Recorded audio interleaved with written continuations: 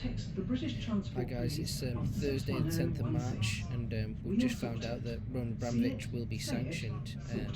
That means that his assets have essentially been frozen in the United Kingdom. That includes Chelsea Football Club, which I guess has made him such a high profile name in the game.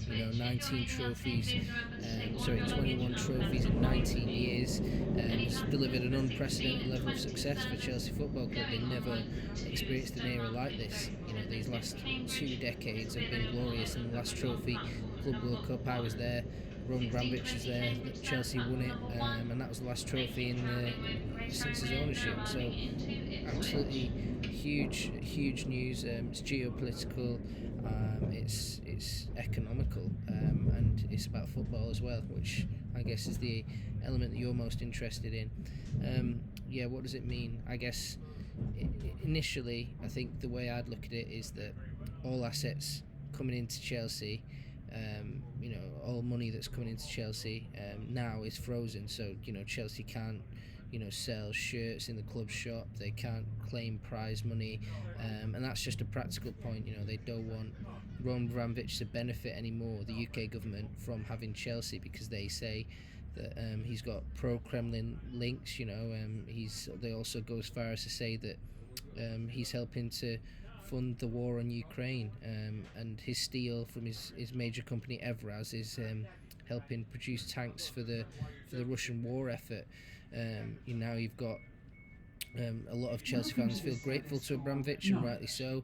But this is the context. This is why this is happening. So that money is not coming in.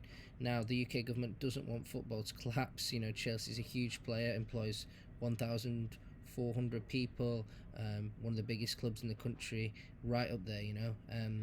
So they want Chelsea to continue. So Chelsea can claim the TV revenue because they agreed that deal before. They can do transfer fees because they agreed that deal before.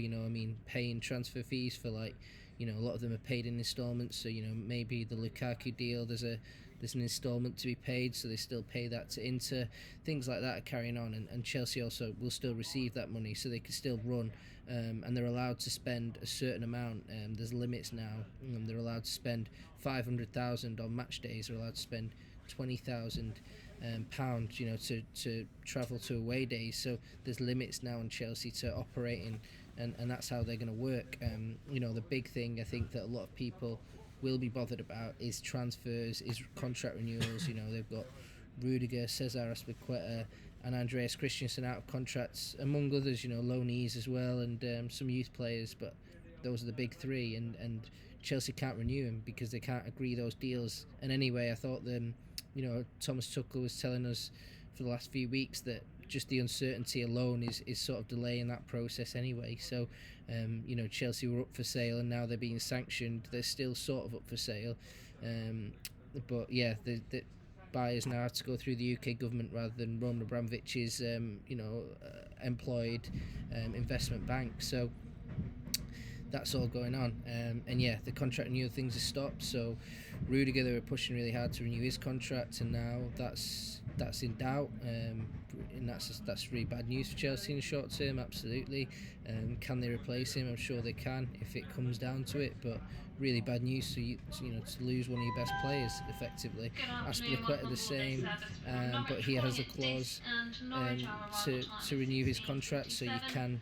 Chelsea can hit that renewal clause, and then lastly, Andreas Christensen, he was going to leave anyway. I think the contract talks weren't going well, and that's that really. Contracts, transfers, obviously nothing coming in, but also nothing going out. So if Chelsea do want to sell, a loanee who's not doing very well in the summer at the moment, that can't happen. But it must be said, a lot of this news is really negative. But it's an ongoing thing. The situation's evolving minute by minute. This could change very quickly, so I wouldn't panic too much. The UK government are trying to keep Chelsea running. Chelsea is still Chelsea. They still have these great players, still have a great manager. Chelsea is trying to stay running. The UK government wants Chelsea to continue running to a degree, and they're trying to find solutions to get them out and try and make that sale happen. I know that several bidders are still watching the situation, trying to get their bids in however they can. This is a big opportunity for new owners to try and take the club. Who those new owners will be, I don't know at this stage. I know that there's a Saudi media company that is trying to buy it. It's a private consortium from Saudi Arabia. There's American interest, loads of billionaires who own sports teams over there, and then there's also interest from a Swiss-US consortium as well. So there's loads. I'm told about 20 parties are in, and I don't know all of them certainly, and I don't think anyone does. So this is a bit of a race to buy Chelsea still, and we don't really know what the future looks like. The short term, we know there's a lot of short-term pain, confusion, and just general uncertainty. But I think that Chelsea will be okay. Chelsea's still Chelsea Football Club, and they still have that great academy, great players, great women's team.